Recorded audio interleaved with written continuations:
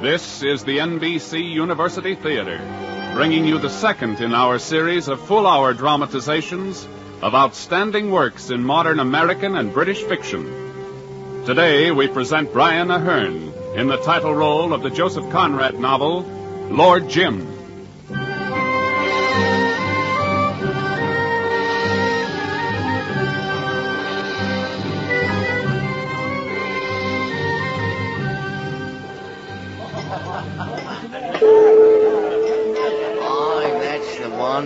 Powerfully built chap with a dogged self-drive to him. No, the same one, certainly. I've run into him in several of these eastern ports. Bombay, Calcutta, Rangoon, always worked as a water clerk. Deucedly clever at it, too. But I hear he's full of black ingratitude. A ship chandler never knew when he'd throw up his job and leave suddenly without so much as a thank you. Mysterious of his sort. Confounded fool, I'd say. He could have made a pretty penny if he'd stayed in one place. Jim, his name was, I think. That's it, Jim. What was the last name? Oh, come to think of it, I don't remember his ever having one. I say, that is a bit mysterious now.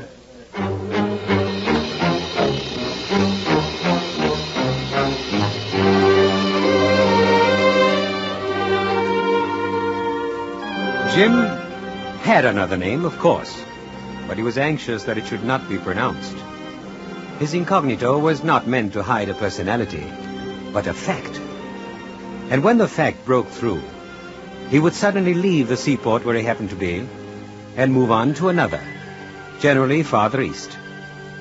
When his flight finally cut him off from white men, the Malays of the jungle added a word to the monosyllable of his incognito. They called him Tuan Jim. As one might say, Lord Jim.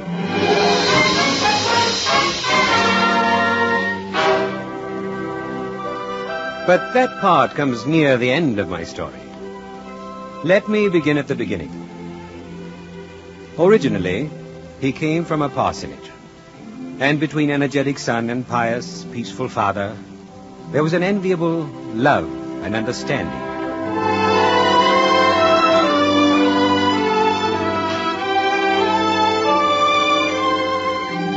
Well, son, I thought we might talk about your future this afternoon.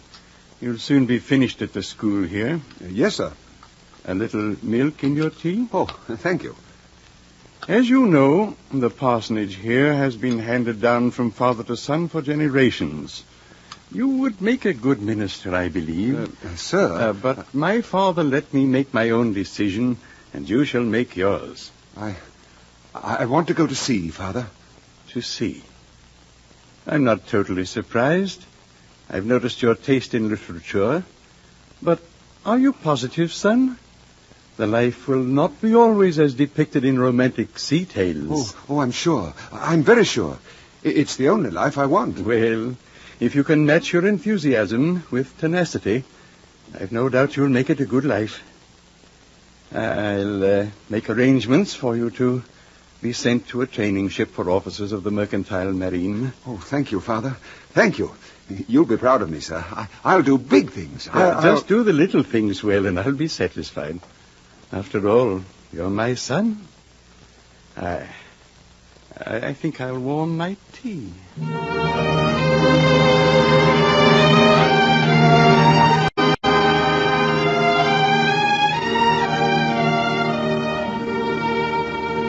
He got on well and was generally liked. He had a steady head and an excellent physique. After 2 years of training, he went to sea.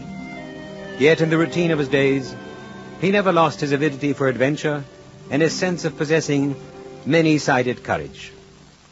A leg accident caused him to put up at a hospital at an eastern port. His recovery was slow, and he was left behind.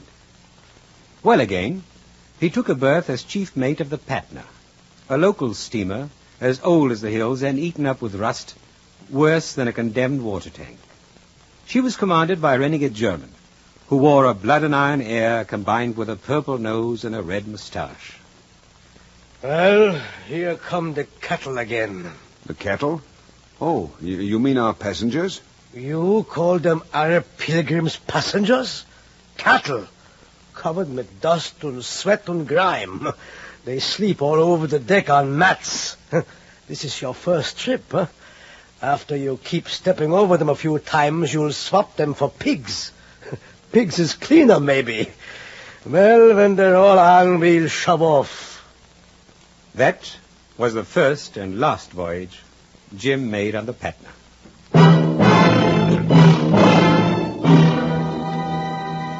I met him at the police court of an eastern port where the inquiry was being held. Yes, you see, another ship had picked up the captain, mate, and 2 engineers of the Patna in their lifeboat. But when they reached port, the captain deserted, and the 2 engineers were too ill to testify. So Jim was the whole show. The judges could get nothing from him, though. I know as much of what happened as any man alive will ever know, I suspect. It was after I'd pressed Jim with the dinner invitation, and then served him some warming wine, that he opened up to me. It's all in being ready. I wasn't. Not that night. Oh, I don't want to excuse myself. But I would like to explain. I would like somebody to understand. Somebody, one person at least. You. Why not you? You've been knowing kind. I'd be happy to listen. It bulged, I tell you. We'd hit something big, and it bulged, I tell you. I was holding my lamp along the angle iron in the lower deck when a flake of rust as big as the palm of my hand fell off the plate all of itself. That made you feel pretty bad, eh? Do you suppose I was thinking of myself? With 160 people at my deck, all fast asleep on the fore-tween deck, and more aft, sleeping and knowing nothing about it. 3 times as many as there were boats for, even if there'd been time. And you felt there was no time? I expected to see the iron open out as I stood there and the ocean rush in. In a split second, I lived what could happen. A sea whitened by the struggles of human beings, clamorous with the distress of cries for help. And there was no help. Oh, it seemed to take all the life out of my limbs. Do you think I was afraid of death? No, by heaven, no. But a voice, my own voice, kept speaking aloud inside my head. 800 people and 7 boats. 800 people and 7 boats. And no time. Oh, I don't know how long I stood there. Perhaps a minute. It was timeless. Well, when I finally got to the bridge, these beggars, the captain and the 2 engineers, were getting one of the boats off the chocks. Ah, it's you. Lend a hand, quick. Quick, man. Aren't you going to do something? Yeah, clear out. What? Clear out, you fool. This crate won't last another minute. But these people... I suppose you can save them, you crazy fool. Lend a hand here. No. You mustn't leave them. You'd rather die with them? Die, then. Hand me that hammer. We've got to work fast here. Sure. Oh, the sliding boat of the boat chock is jammed tight. Well, take the hammer to it here. Oh. I stood on the starboard side away from them. I wanted no part in their work. I can't remember thinking of anything, only waiting for the ship to suddenly dip into the sea. Come and help, for all that's holy. Come and help. I can't. Oh, if I had the time, I'd crack your skull for you. Won't you save your own life, you infernal coward? Let it sink, curse you. Come and help, man. Are you mad to throw away your only chance? Come and help, man. Look, the squall's coming. We're done for in a few moments if we don't loose this thing. It was black. Black. It had sneaked upon us from behind. I suppose there had been some hope at the back of my head yet. I don't know. But it was all over now. I was angry as though I'd been trapped. I was trapped. Hammer, mein Gott, the hammer. You silly fool. Do you think you get a ghost of a show when all that lot of brutes is in the water? Why, they'll batter your head for you from these boats. The squall engulfed us now. The rain was blinding when one couldn't tell where it ended and the ocean began. And just then, the jammed locks of the lifeboat gave way. That does it. Easy now. Lower her slow. Yeah, careful there. Swing it out now. She's going. Let her go. Easy. The next minute was crowded with a tumult of events and sensations that beat about me like the sea upon a rock. The squall had awakened many of the pilgrims. They didn't know what was happening, but they began to chatter wildly in their native tongue. The captain and the engineers had gotten down into the lifeboat. I stood with my hand on the davit. And then they began to scream from the boat. Jump! We'll catch you! The squall! We got to shove off! Jump! Jump! We'll catch you! Jump! Jump!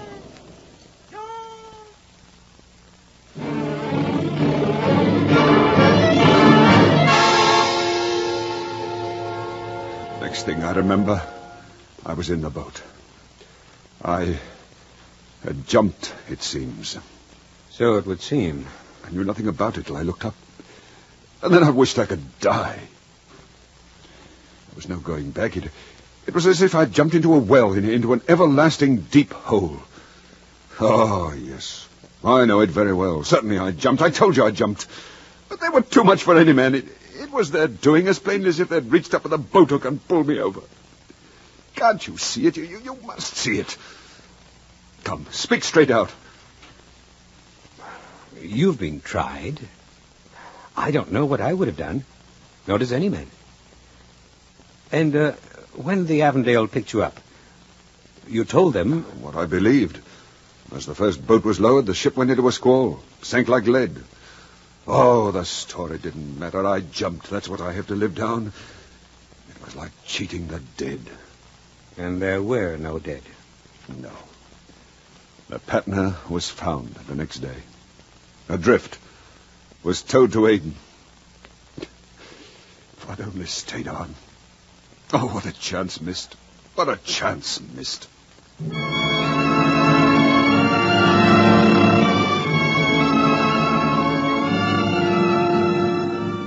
Not many men are offered a try at real heroism. Fewer still have dreamed and waited for it, as had Jim. Perhaps the world could have forgiven him his human failure, but he could never forgive himself. The outcome of the inquiry was as all had expected. Jim's certificate was cancelled. I did not seek him out after the trial, but I was extremely pleased when he casually walked into my room the next afternoon. May I have a cigarette? Help yourself. Here's a light. Thanks. Well, that's over. Yes. I wonder what's to come. Why not visit home? Never. You're awfully fond of your dad. I can tell. That's no secret. And he'd be... It'd be in all the papers by now. No, I'll never go back again. But look I'd here... rather not discuss it. Sorry. No better than a vagabond now. Without a single... Well, someday one's bound to come upon some sort of chance to get it all back again. Must. Perhaps. Life's long enough. Don't reckon too much on it. I feel as if nothing could ever touch me again. You still won't take the money that's due you from the Patna. I suppose you intend to eat and drink and sleep under shelter in the usual way. What will you do tomorrow? Where will you turn? That isn't the thing. You've got to live. On every conceivable ground, you must let me help you. You can't. But I can. No, I won't take money. Upon my word, you deserve being told to go to blazes. It isn't a question of money at all. Look at this letter. I'm writing to a man of whom I've never asked a favor. I make myself unreservedly responsible for you. He'll give you a job with his firm. A rice mill. Joe, you're a brick. Why, this is what you... Well, you don't mind my not saying anything appropriate? There isn't anything one can say. Oh, now, all right, I'll shut up. But you can't stop me from thinking, though. Never mind. I'll show you yet. I always thought if a fellow could start with a clean slate. And now you, in a measure...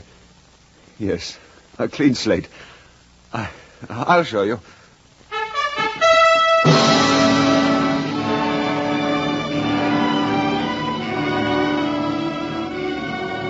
Six months afterwards, my friend wrote me of Jim. He was highly pleased with his work, as well as his personality.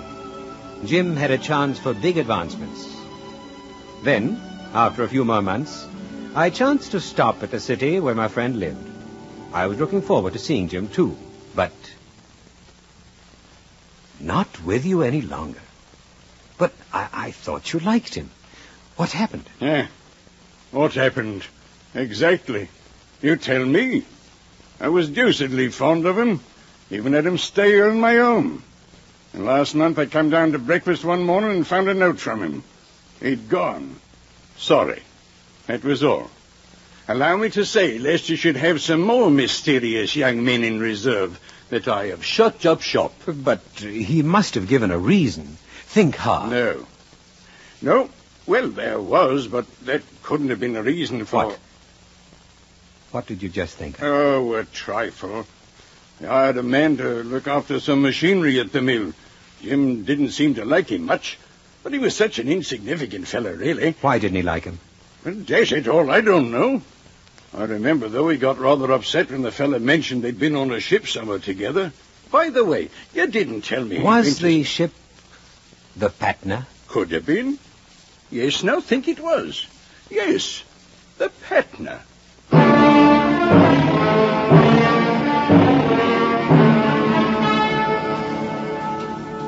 One chance in 100. But it's always that 100th chance. And Jim had been forced to move on. Had forced himself. And thrown over a fortune.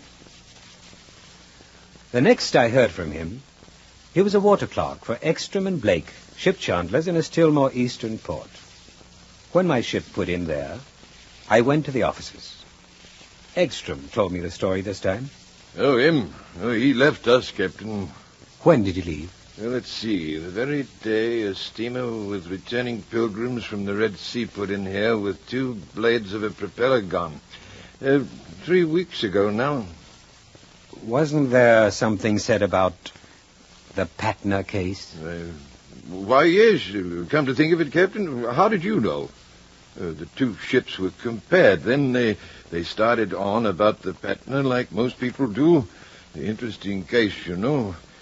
Jim was here at the time having a sandwich and a glass of beer, and suddenly, sir, that blasted Jim, he puts down the sandwich he had in his hand and walks around the table and says to me just like this.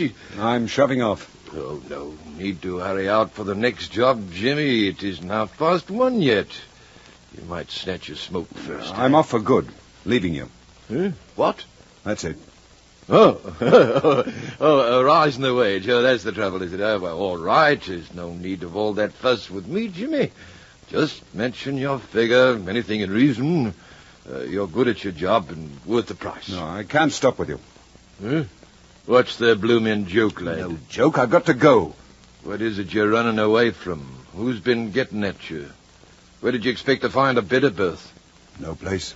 Oh, look here, this business ain't going to sink. I give you my word. If you knew my reasons, you wouldn't care to keep me.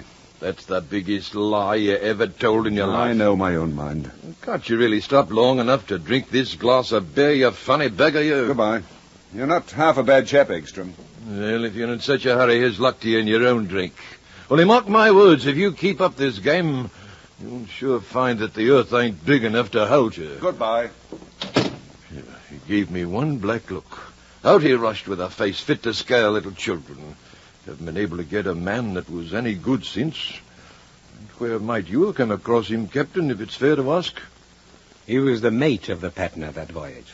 And who the devil cares about that? I dare say no one. Save himself.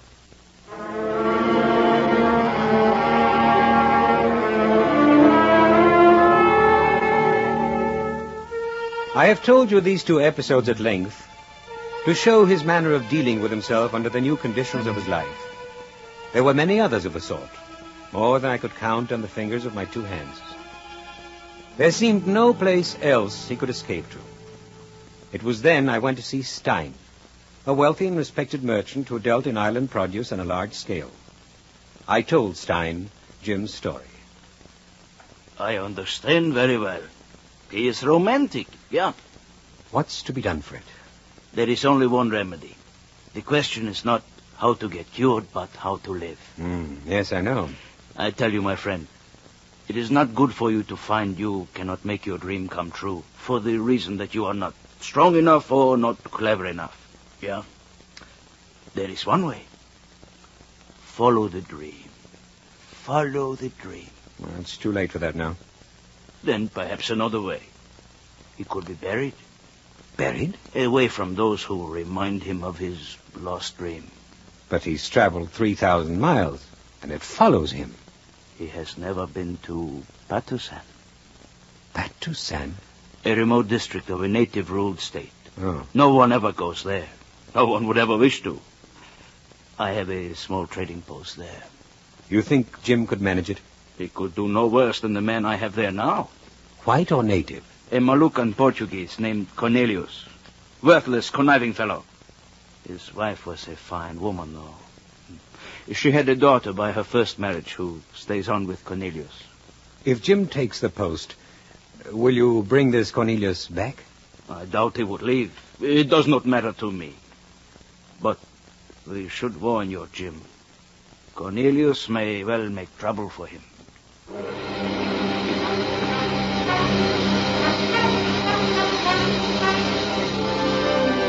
The afternoon I stood on the dock saying goodbye to Jim.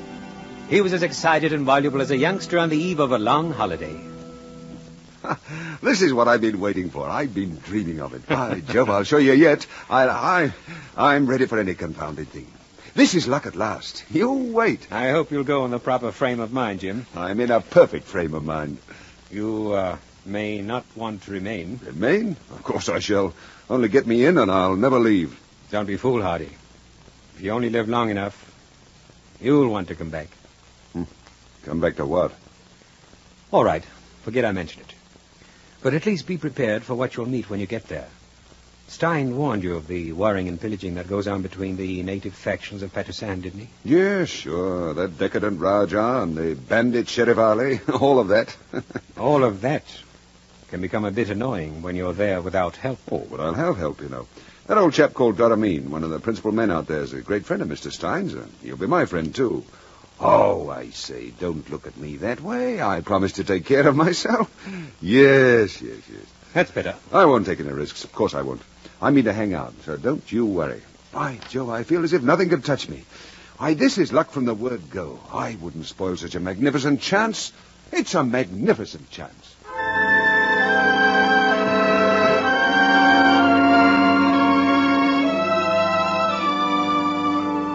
Jim's coming to Patusan was a blessing. But to them, as to many of us, the blessing came heralded by terrors.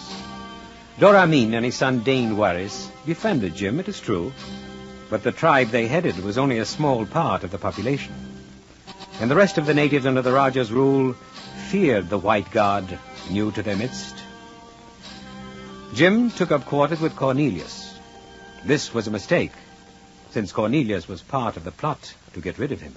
You really must leave.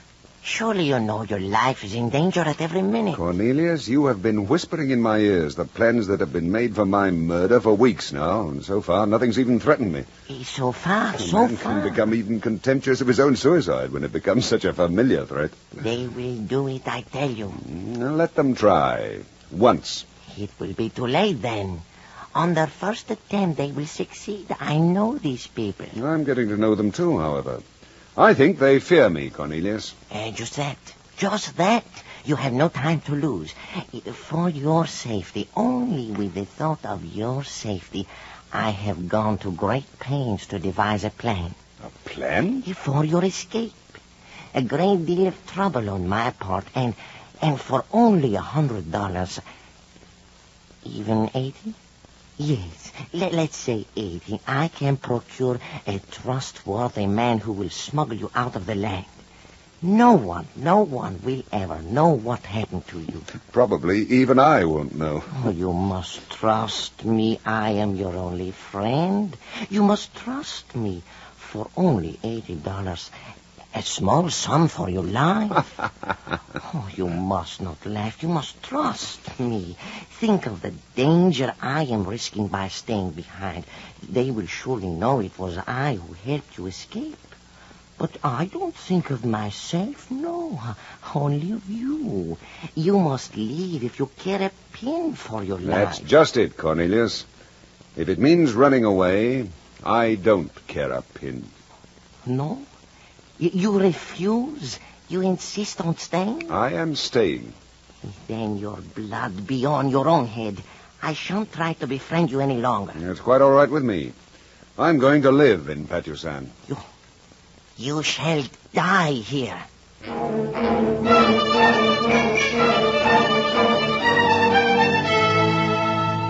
But Cornelius's warnings were not all idle, and events would have taken a bad turn for Jim if he had not had a protectress, the daughter of Cornelius's wife, whom Jim called Jewel. Get up. Get up. Get up. Huh? Hey? Oh, what? You must wake up. Why? What's happened? You all right? Yes, but you are in great danger. They have come to kill you. Oh, I've heard this too often. No. It's true. Here's your gun. Take it. I have loaded it. Oh, but... There is no time to lose. Can you face 4 men with your gun? Yes. Then come with me. I'll hold the torch high so you can see your way along the path. Now, come. But you must tell me what this is all about. 4 men are hiding in that hut over there, to the right. They intend murdering you while you slept. I heard Cornelius talking with them. Oh, they've plotted many times, Jewel. But I know when they mean to carry it through. You think I have watched on this night only? You? Please do not stop. Walk quickly. There's someone coming. It's Cornelius. Hey, Cornelius! They know you are awake now. Your voice. You must run away. They know you are strong and fearless. Run to Doramin. Go to Doramin. I am strong and fearless. Why? Yes. So they won't attack you tonight. But what about tomorrow night? And the next? Of the many, many nights? Can I always be watching? If I am fearless, then let me be. They're in that shed? Yes. I'm going in. No, then I'll come with you. No, you stay here. No. I will hold the torch in through the window. You could see nothing without it. And we'll run now. Now, push open the door. Fire! Defend yourself. Why, there's no one here. No, look. That heap of dirty mats. Eyes are watching us. Come out. Come out, I say. Here's a knife. Why don't you shoot? Jim held his shot deliberately. Held it for the 10th part of a second, for 3 strides of the man. Held it for the pleasure of saying to himself, That's a dead man. He noticed the dilated nostrils, the wide eyes, the intent, eager stillness of the face. And then he fired. He saw the man jerk his head up, fling his arms forward, and drop the knife. He had shot him through the mouth. With the impetus of his rush, the man drove straight on and landed with terrific violence on his forehead, just short of Jim's bare toes. The place was getting very full of sooty smoke from the torch. Jim walked over the body and covered with his revolver another naked figure, outlined vaguely at the other end. As he was about to pull the trigger, the man threw away his short, heavy spear and squatted submissively. You want your life? How many more of you are there? 2 more, Tuan. Accordingly, 2 more crawled from under the mats, holding out their empty hands to Lord Jim.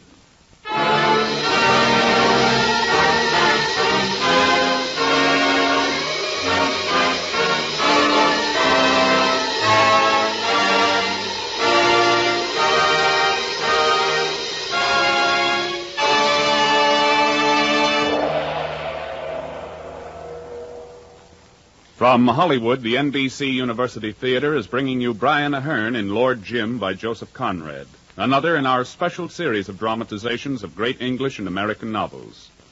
Our intermission commentator today is Dr. Harvey C. Webster of the University of Louisville, where these productions are currently being used in conjunction with his course in Anglo-American fiction as part of a national college by radio plan, which permits our listeners to earn credit toward a college degree by means of radio. Now, here to comment on today's novel, Lord Jim, is the distinguished author and lecturer, Dr. Harvey C. Webster, speaking to you from Louisville. And say they're usually pessimistic thoughts, many read Conrad as philosopher and accept or reject him as they accept or reject what they think Conrad thinks. This is unfortunate. An artist, especially a great one like Conrad, is more than his philosophy, more than his experience, above in spite of himself, his prejudices. Typhoon, one of Conrad's best tales, is not only about its title, it is also about man's courage, nature's apparent hostility, and much else. Victory, the only Conrad novel I like better than Lord Jim, is not a pessimistic sermon or a melodrama or an exhibition of the beautiful English a man born in Poland can write. Victory is a seeing of life that sometimes includes pessimism and melodrama, that is written in beautiful prose, and a great deal more. What you take away from the seeing of life in Victory, in Lord Jim, in all of Conrad's fiction, depends on you, your maturity, your patience, your sensitivity. Conrad himself has put this better than I have. My task, he says, is to make you hear, to make you feel. It is before all to make you see. If I succeed, you shall find there, according to your deserts, encouragement, consolation, fear, charm, all you demand, and perhaps also that glimpse of truth for which you have forgotten to ask. At his best, in youth, Victory, Lord Jim, Under Western Eyes, Nostromo, The Heart of Darkness, in perhaps 5 or 6 others, Conrad does make you hear, feel, and see, so that you can find in his books what you deserve to find. I hope that you deserve greatly, for there is much to find in the Conrad novels I hope you'll start reading or rereading when this program is over. Thank you, Dr. Webster. Our dramatization of Lord Jim continues from Hollywood after a brief pause for station identification.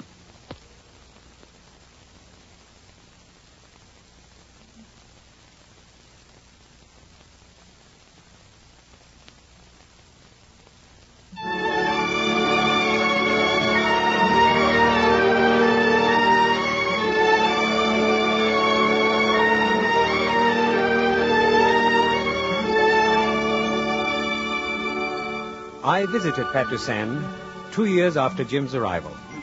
It was inconceivable how many things he had regulated over the entire island, the good he had done the people. When the natives spoke of Tuan Jim, their tone was a strange mixture of familiarity and awe. Jim had a very fine house in the native style. His life there with Jewel was as typical and devoted as the happiest couple in a London suburb. And as for Jim himself, I think he was almost satisfied. Almost satisfied. What man can hope for much more?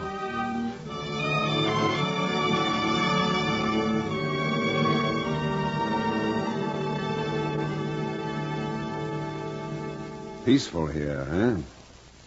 Look at those houses down in the valley below. There's not one where I'm not trusted. I told you I'd hang on. Ask any man, woman, or child. I don't have to. I see it in their faces. Well, I'm all right, anyhow. I never had any doubt of it, Jim. I'm glad you found out in the end. By Jove. Only think what it is to me. I've got back my confidence in myself. A good name. You know, sometimes I wish... That you could go back and prove it to the others? No, I shall hold on to what I've got. I can't expect anything more, not out there in the world anyhow. No, this is my limit, because nothing less will do. Then you have no desire to leave for any personal happiness? Leave? It'll be harder than dying. No, on my word, don't laugh. Every day, every time I open my eyes, I feel that I'm trusted. And then there's Jewel. I love her dearly, more than I could tell. And she adores you? Yes. You take a different view of your actions when you come to understand, when you're made to understand every day that your existence is necessary, absolutely necessary to another person. I'm made to feel that, and it's wonderful. I've been only 2 years here, and now, upon my word, I can't conceive of living anywhere else. Jim, you said you were all right now. Does that mean, too, you've forgotten why you came here? Not yet. And yet, upon my soul, I think I've a right to. And perhaps someday... Isn't it strange that all these people who would do anything for me could never be made to understand? If you ask them who is brave, who is true, who is just, who is it that they would trust with their lives, they would say 'twan Jim. And yet they could never know the real truth.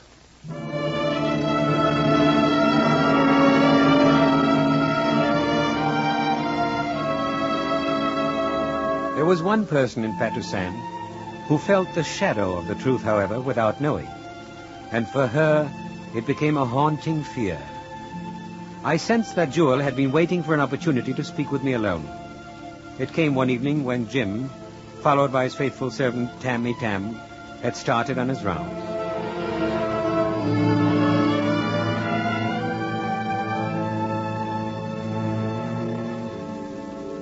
Did you come to take him away? No. Upon my word, I did not come for that. Why did you come, then?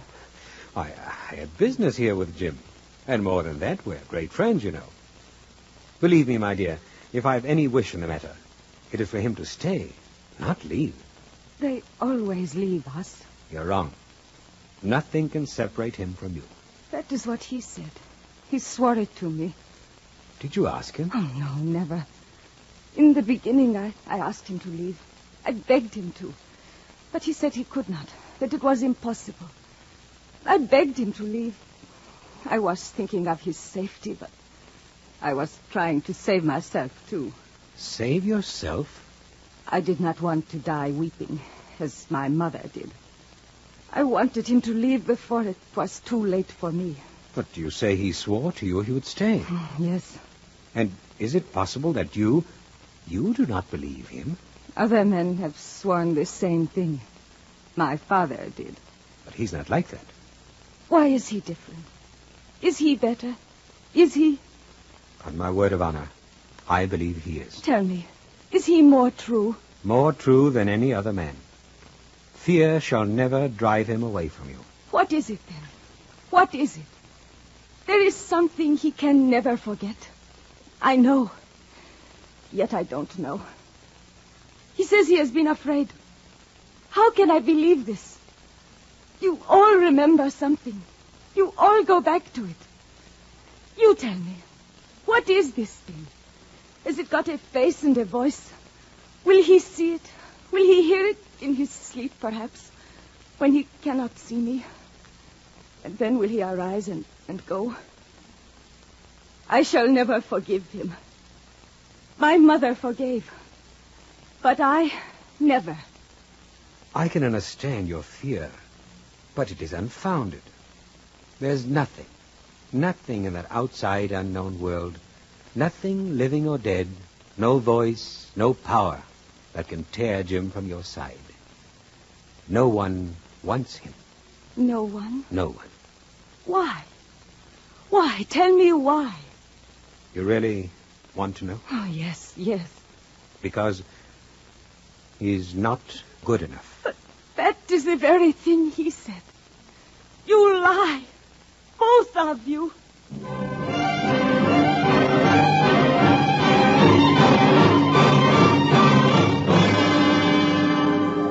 I called after her. I tried to explain that no one was good enough, really. But she ran from me. And seeing Jim coming, I slipped away. As I walked down the path, Cornelius ran up to me. He had an eager, craving look on his sour, yellow little face. Even his groveling aspect could not hide the hate that was eating him up. Look at me, Honorable Sir, look at me. The most unhappy of men. A victim, crushed. And I tried to befriend him and see what I got. You befriend Jim? What are you talking about? Don't walk away. Forgive me, Honorable Sir. Spare me a moment more. My great misfortunes have affected my head, Honorable Sir. I say things I don't mean. Please, the Honorable Sir doesn't know what it means to be broken down, ruined, trampled upon. But if you could put yourself in my position, perhaps you... What are you getting at, Cornelius? You could perhaps, Honorable Sir, speak to him in my behalf. Only a moderate provision, I ask. A small present. Present? For what? In exchange for the girl. I brought her up, Honorable Sir, another man's child. It was great trouble and pain. And now I'm an old man. If the Honorable Sir would say a word, and you could tell him for a suitable present, I'd be willing to take the girl back again. Take her back? Yes, Honorable Sir, when the time comes for the gentleman to go home. In this case, Cornelius, the time shall never come. What? Haven't you heard him say so himself? He will never go home. This is too much. He comes here, devil knows from where, comes here to trample on me till I die. Till I die. But patience. We shall see. We shall see. He cannot steal everything from me and get away with it. we shall see.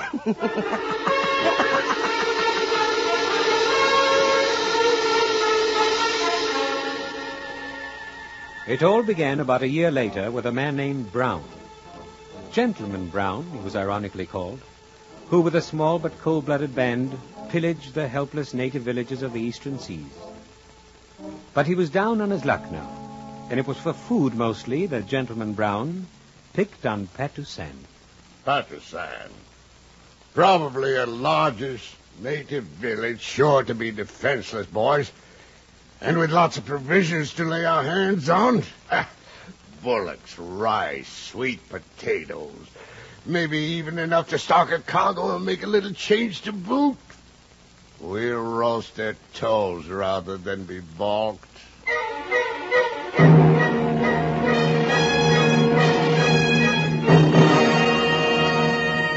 But Gentleman Brown had not counted on the influence of Tuan Jim, on the well-stocked ammunition stores. Though Jim was away on a trip to the interior, the natives on the Dane Waris within a few hours had forced the invaders to seek protection behind a blockade on a small knoll. The situation seemed hopeless for Gentleman Brown until Cornelius arrived and opened his eyes to the home affairs of Patusan.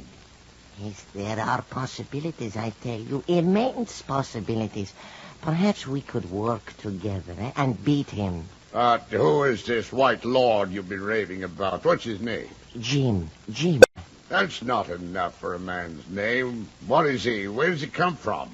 Is he an Englishman? Yes, but he's a fool. All you have to do is kill him, and then you are king. Perhaps I could persuade him we should work together. That we could share things, and once I got to the powder supply, I'd be in charge. An argument would start between us. It only takes one shot, you know. Yes. And then you would be master. What's that? He has come. Already? Are you sure? They are sounding the drums for him. Oh, why such a row? For joy. He is a very great man, but all the same, he knows no better than a child. And now look here, how's one to get to him? He will come to talk to you. What do you mean? Come down here strolling, as it were? Yes. He is just that much of a fool. You shall see what a fool he is. You shall see. He is not afraid of anything. He will order you to leave his people alone. He's just like a little child. He will order you to leave his people alone, and then, Captain, you tell that tall man with a gun who's such a good shot to shoot him. Just you kill him, and you shall frighten everybody so much. You can do anything you like with them afterwards. Fine. Yes, fine.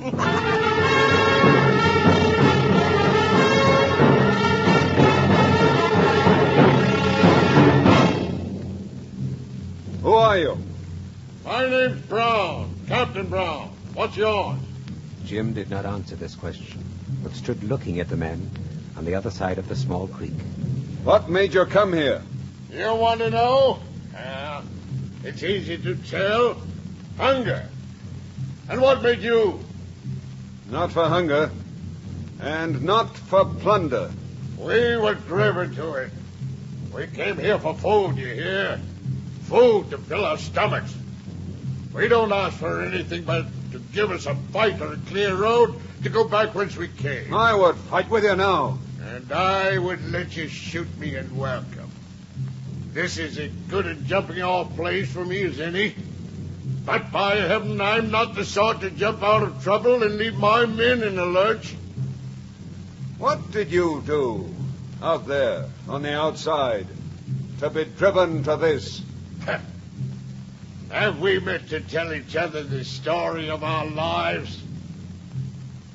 I won't ask you what scared you into this infernal hole where you seem to have found pretty pickings. That's your luck and this is mine. The privilege to beg to be shot quickly or else to go free and starve in my own way. Will you promise to leave the coast and to surrender your arms? Surrender our arms? Not till you come and take them out of our stiff hands. You think I've gone crazy? Very well. You shall have a clear road or else a clear fight.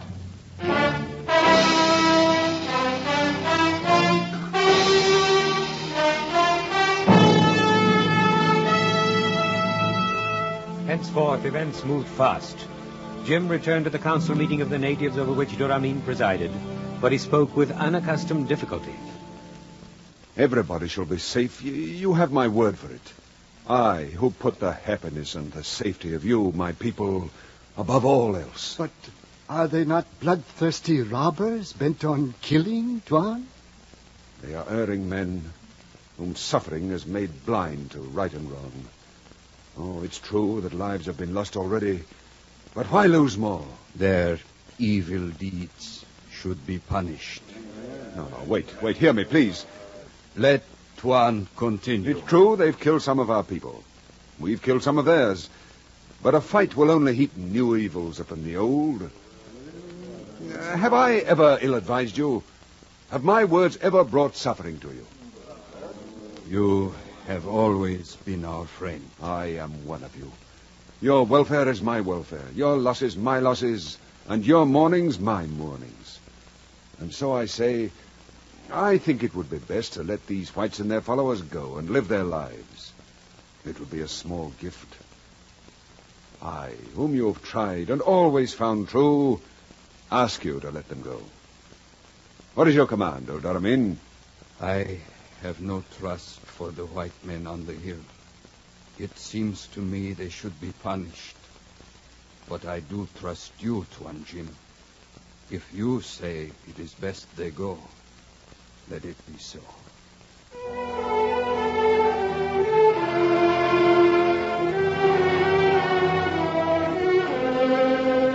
A message was sent to Gentleman Brown, and Tammy Tam, Jim's servant, was dispatched with a message to Dane Warris, who waited with an encampment farther down the river, that the white men should be allowed to pass unmolested.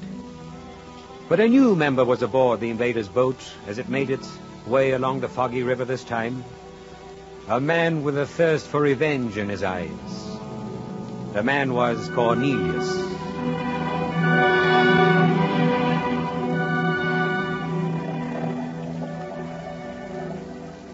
You should have killed the Tuan when you had a chance. That would have done no good. Well, at least we're getting out alive. And he sent a bit of food to boot. A bit of food, bah.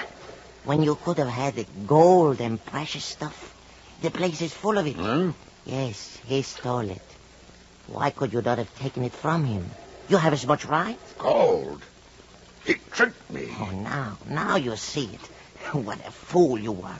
It's too late now. For the gold, perhaps. Not for revenge. Huh? Dane Warris is encamped farther down the river with a band of warriors. So? And I'll tell you something else, Captain. I know another way along this river. One that will take us behind, not in front of Dane Warris' camp. Oh? If you were quiet, they would never hear us approach. They'd be looking for us the other way. And this fog makes an extra covering. Can you find your way in this soup? I have lived here a long time. I'll follow your directions.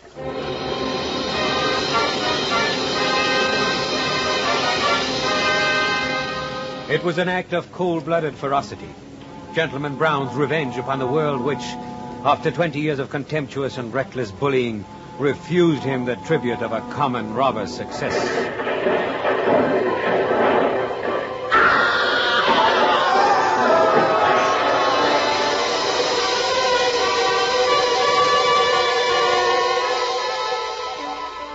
When Tammy Tam, paddling madly, got back to the town, the women were looking out for the return of Dane Warris's fleet of little boats. The town had a festive air. Tammy Tam, panting, with trembling lips and wild eyes, rushed to the house of Lord Jim. It is I, Tammy Tam, Tuan, with tidings that cannot wait. Yes, come in. What's wrong? This, Tuan, is a day of evil, and a cursed day. Speak out. It was most cruel treachery. They came up behind the camp. They have shot Dane Warris, and many more. No. Is Dane Warris dead? He ran out at the first shots and fell. They will be bringing his body back soon to his father, Doramin. Order a fleet of boats out for immediate pursuit. We'll repay them for this. Why do you stand there? Waste no time. Forgive me, Tuan. What? It is not safe any longer for thy servant to go out amongst the people. Jim understood at once. He had retreated from one world for a small matter of an impulsive jump. And now the other world, the work of his own hands, had fallen in ruins upon his head. He sat alone in his room all day. He would not even speak with Jewel.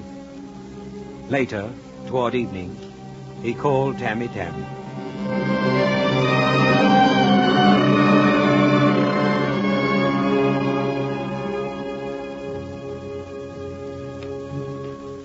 Well? There is much weeping, much anger, too. What does the council say? You know? Luckily, we have the powder here. We'll have to fight. Fight? What for? For our lives. I have no life. Oh, no. Do not speak so. Tam, I give you and my other servants leave to depart to your homes. For how long, Tuan? For all time. It is time to finish this. Will you not fight? There's nothing to fight for. Nothing is lost. Then will you fly? Shall we fly? There is no escape. And you shall go? Oh, you are mad or false. Do you remember the night I prayed you to leave me? You said that you could not, that it was impossible. Impossible. Do you remember you said you would never leave me? Why? I asked you for no promise. Quiet, Joel. I should not be worth having. Oh, yes. You are mine. Will you defend yourself? Nothing can touch me. Oh, but I shall hold you with my arms so. You are mine. I will not let you go. Let me go. Let me go, Joel. I must. Oh, no. Come back. Come back. Oh, you are false. False. Forgive me. Never. Never.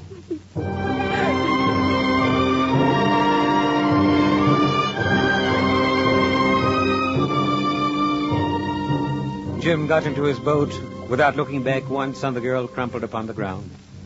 He paddled to Doramin's compound. Tammy Tam had come this far with Jim, but the Tuan forbade him to go any farther. Torches twinkled here and there. Wailing filled the night air. The body of Dane Warris lay on a low couch in front of his father. Doramin, alone and desolate, sat in his armchair with a pair of flintlock pistols on his knees, faced by the throng of mourners. Many were whispering, "He has worked all the evil. He brought us disaster." Jim heard their words. When he came into the light of the torches, the wailing ceased suddenly. Doramin did not lift his head. Jim stood silent before him for a time. The people began to murmur in a surprised tone. He came. He came. He hath taken it upon his own head. Yes, upon my own head. I am come in sorrow. I am come ready and unarmed. I have come to say goodbye to my friend, Dane Warris, and to stand before the great Doramin. Yes, I take it upon my own head. Doramin stood, tottering a bit. His eyes stared with an expression of mad pain and rage. And then, while Jim stood stiffened and with bared head in the light of torches, he lifted his right arm deliberately and shot his son's friend through the chest.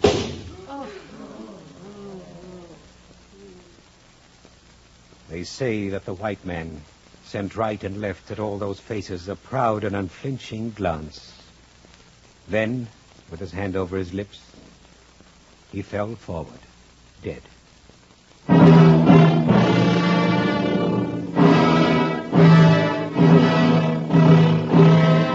And that's the end.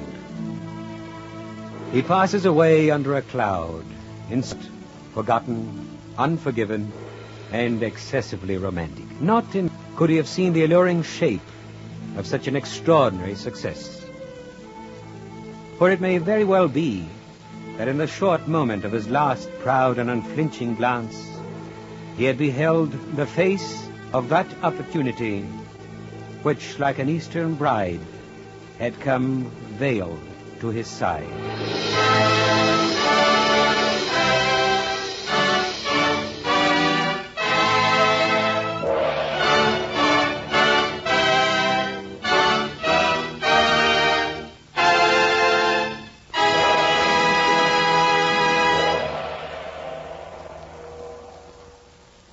The curtain falls on the second in our new series of full-hour dramatizations of outstanding works in modern British and American fiction.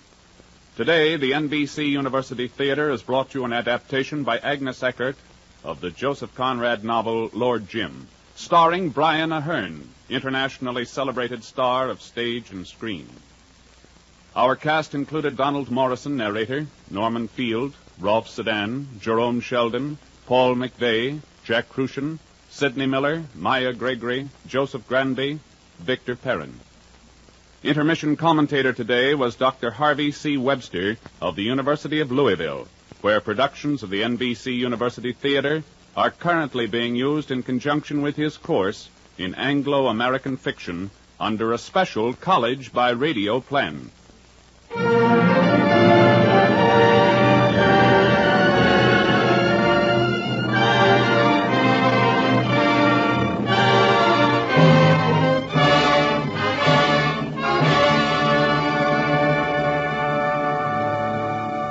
Next week at this time, the NBC University Theater will present another great work, this time by an American author, Theodore Dreiser's An American Tragedy. Your director was Andrew C. Love. Original music for Lord Jim was composed by Albert Harris and conducted by Henry Russell.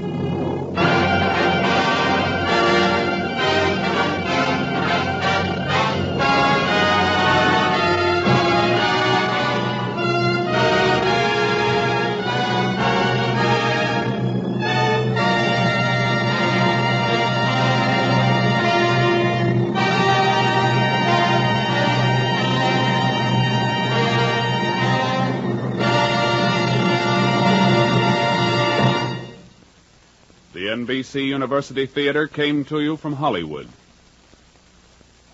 This is NBC, the national broadcasting company.